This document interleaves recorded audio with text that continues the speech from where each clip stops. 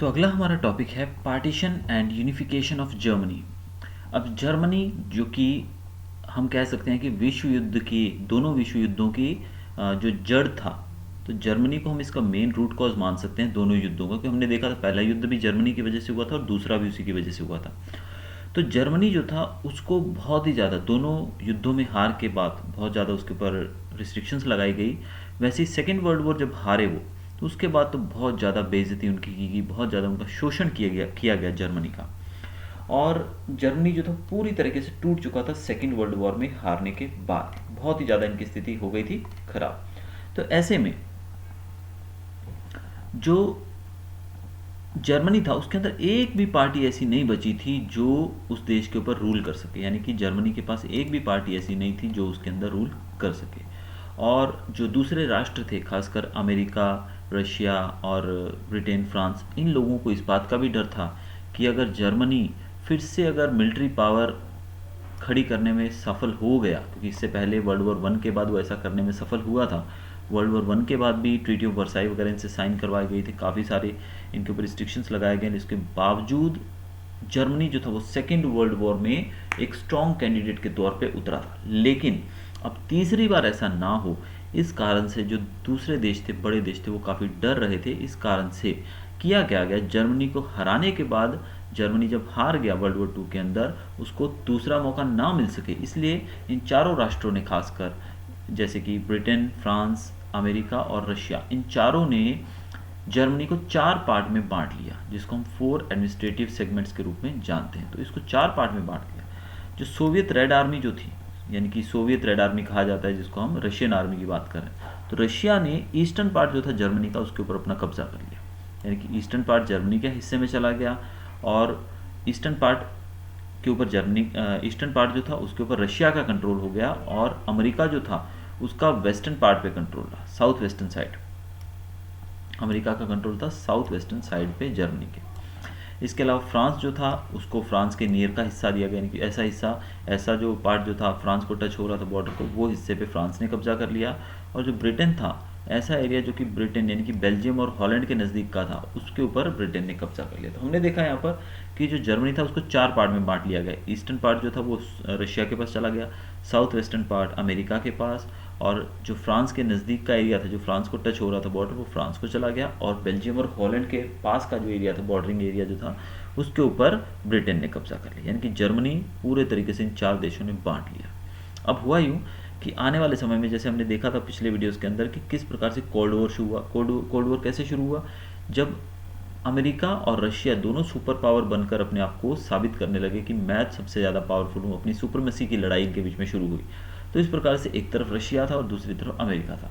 लेकिन America, France और Britain, ये तीनों एक ही कश्ती में सवार थे, यानी कि तीनों एक दूसरे के सहयोगी थे। इस कारण से इन तीनों ने मिलकर एक अलग तरीके से सोचना शुरू किया।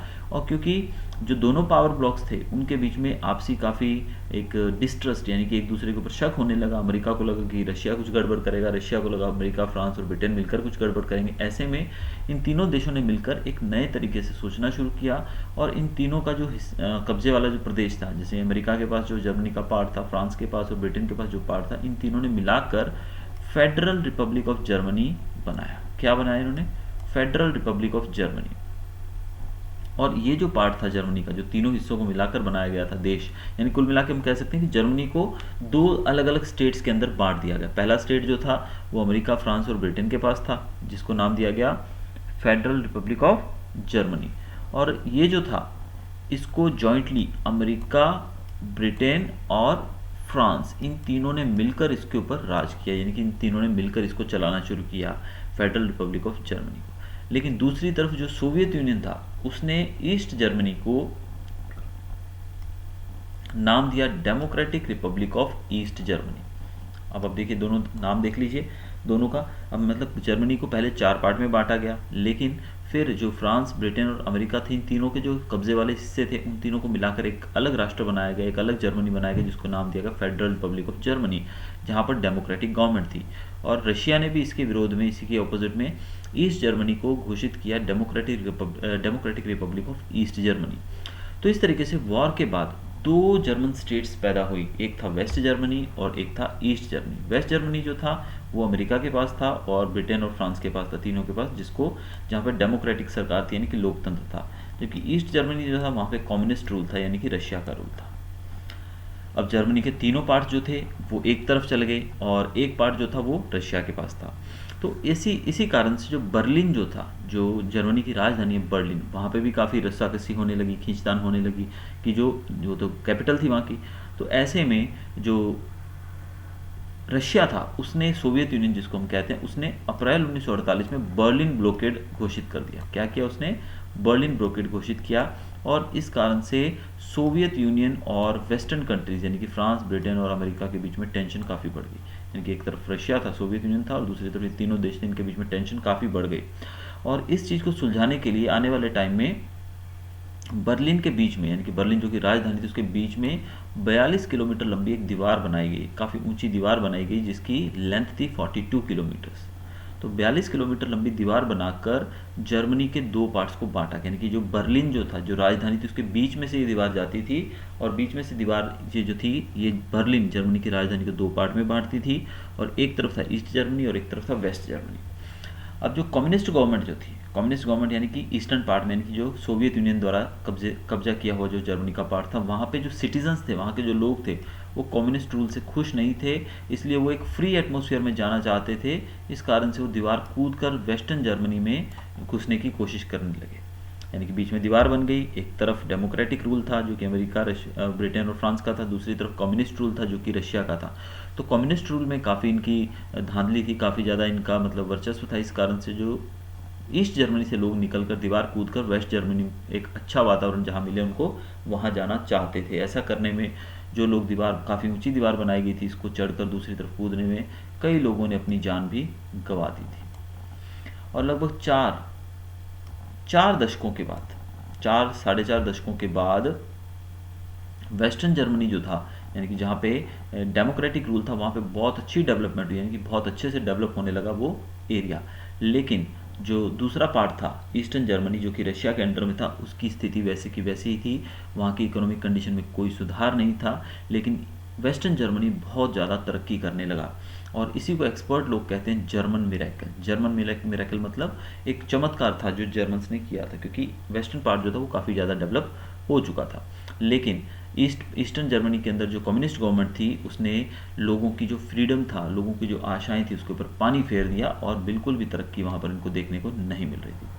1990 तक की बात करें तो वर्ल्ड पॉलिटिक्स के अंदर वर्ल्ड वॉर 2 खत्म हुआ था 1945 में, और 1990 यानी कि 45 साल के अंदर अंदर बहुत बदलाव आए पूरी दुनिया की पॉलिटिक्स के अंदर। हम देखते हैं कि भारत जो कि काफ़ी कमज़ोर देश था, शुरू में देखने में मिलता था, हम पाकिस्तान के साथ हमारे युद्ध हुए, चाइना के साथ हुए, काफ़ी हम लोग बहुत ही बहादुरी से लड़े। लेकिन अगर आज की बात करें, आज का अगर हम सिनेरियो देखें तो हम देखते हैं कि भारत का एक अलग ही स्थान है पूरे विश्व के अंदर। आज मतलब बड़े से बड़ा मुल्क जो है वो भारत की तरफ आंख उठाकर नहीं देख सकते। तो वर्ल्ड पॉलिटिक्स की बात करें तो वहाँ भी काफ़ी बदलाव आए।